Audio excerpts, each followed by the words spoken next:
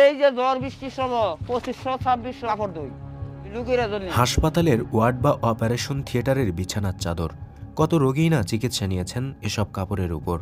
এখানে কেউ হয়েছেন সুস্থ, আবার এসব কাপড়ের উপরই কতই না হতভাগা রোগীর মৃত্যু হয়েছে।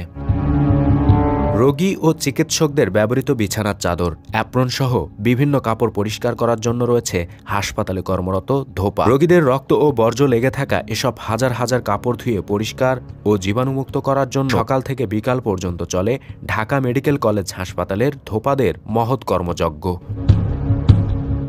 কোনো ঘৃণা ছাড়াই সেবার ধর্মে ব্রতী হয়ে এ মহৎ কাজে ধোপারা অক্লান্ত পরিশ্রম করে যান। কিন্তু কজন খোঁজ রাখেন পরিশ্রমী এই ধোপাদের, কেমনই বা কাটছে তাদের জীবন। আমরা তো লোকেরা দেখি, আমরাই কে দেখে, আল্লাহ ছাড়া তোর কেউ নাই। এই যে আমরা কাজ করতেছি, সাবান দেয় না, সাবান ছাড়াই আমরা ভাত খাইতেও। কোনো স্বাস্থ্য সুরক্ষা ছাড়াই রোদ ঝড় বৃষ্টি এবং শীতের মধ্যেও কোমর পানিতে নেমে তাদের কাজ করতে হয়। সকাল 7টা বাজে কোমর পানিতে নামি নামার পরে একটু কাজ করার পরে আবার কিছুক্ষণ পরে আবার এর শরীর ঠান্ডা শীতে কাঁপানি উঠে যায়। কাঁপানোর পরে আবার আগুন পোহাইতে হয়।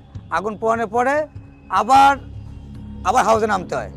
নামার শেষে আবার আগুন পোহাইতে হয়। তাহলে শরীর খুব কাঁপানি শুরু হয়ে যায়। তারা বলেন, সকাল থেকে বিকেল পর্যন্ত কঠোর পরিশ্রম করে রোগীদের সেবা করলেও যা বেতন পায় তা দিয়ে তাদের সংসার চলে না। কাজ করি অল্প বেতনে, পরিশ্রম হিসাবে আমরা টাকা পাই না, কম বেতন দেয় আমরা, সংসার চলে না। এই 14,000-15,000 টাকাতে আমরা সংসার চলে, সারাদিন কাজ করি পানিতে নামি না, এই বেতনে আমরা সংসার চলে না। আমরা যদি কই আমরা বেতন বাড়াও, আমরা বেতন বাড়াইতেছি, দেখতেছি আমরা যে এখানে যে কাজটা করতেছি, এই কাজটা এখানে না করে যদি আমরা যদি বাইরে করি, বাড়ি জেনে যে দেড় মাসে ওই যে বাইরে লন্ডিখানা আছে, এরকম জায়গায় যদি আমরা করি, তারা এই যে দোলা ইস্তারি একটা করলি কাপড় 35 থেকে 40 টাকা পড়ে যায় তাকে।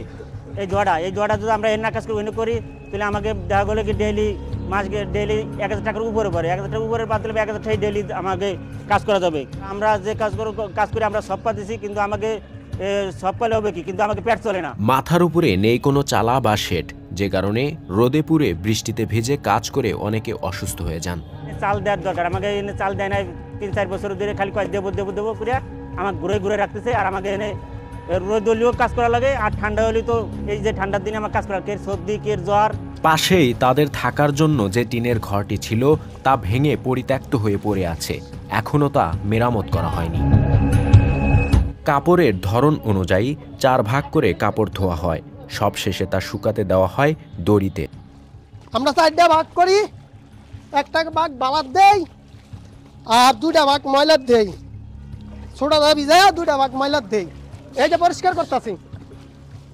বেশি নোংরা কাপড়কে বয়েল করার পর উত্তপ্ত থাকায় হাতে ফোস্কা পড়ে যায় এবং অনেক সময়ই আঙুল থেকে চামড়া উঠে যায় ধোপাদের। কাপড় প্রথম 7 বার ধোয়া হয়, 7 বার ধরা হয়, মানে 7 বার। 1 নম্বর প্রথম গাড়িটা আইবো, গাড়িটা খুললে কাপড় হালাম এই জায়গায়, হালাই আবার খলামো, খলানোর পর এরপর একজনের পেঁয়াজ দেবো, একজনের পেঁয়াজ দেওয়ার পরে ফের আবার সোটা করবো। সোটা করা বয়লার কাপড় না, যেটা বয়লার দেবো সেই কাপড়টা সোটা করবো। সোটা করার পর থেকে ওই দাবো উঠাইবো, ভিজে পানি ঝরবো, পানি ঝরার পর আবার নিয়ে থুইবো, থোয়ার পর ফিরে আবার 2জন যা বাড়ি দেবো। বাড়ি দেওয়ার পরে আবার ওই বাড়ি ভাঙবো রাত সকালবেলা ওটাও মেডিসিন করা হইব। মেডিসিন করার পর আবার খলানি হইব, খলানির পরে হেয়ার পর এখানে পানি ঝরবো, ঝরার পরে আবার গাড়িতে করে নেবো, নেওয়ার পর হালাইবে একজনে, আবার সবাই মিলে লাড়বো। আর গরম কাপড় যখন হিট হইব তখন আগুনের মতো গরম হয়ে যাবো, একটু লাল হয়ে যাবো কাপড়টা। তাদের নানা অসুবিধা এবং দাবির কথা কখনো পৌঁছায়নি কর্তৃপক্ষের উপর পর্যায়ে। এই ধরনের কোনো সমস্যা আমার কাছে আসে নাই। আমি গত প্রায় 1 বছর দায়িত্ব নিয়েছি, কোনো কন্ট্রাক্টর বা তার কোনো লোক আমার সাথে যোগাযোগ করেনি যে তাদের এখানে কোনো ধরনের সমস্যা আছে। কর্মচারীদের কাপড় ধোয়ার জন্য যেখানে বসে তারা কাপড় ধোয় সেই জায়গাটার উপরে একটা শেড নির্মাণের পরিকল্পনা আমরা করব। এখানে আমাদের যেসব ওয়াশিং ফ্যাসিলিটিস আছে সেগুলোর কোনো যদি সমস্যা থাকে সেটা আমাদেরকে বললে আমরা এগুলো সমাধান করে দেব। তাদেরও যদি কোনো স্বাস্থ্য সমস্যা হয় আমরা দেখব। যদি আমাদের কাছে তারা আসে, আমাদের সাথে যোগাযোগ করে, তাদের চিকিৎসা ব্যবস্থা আমরা করব।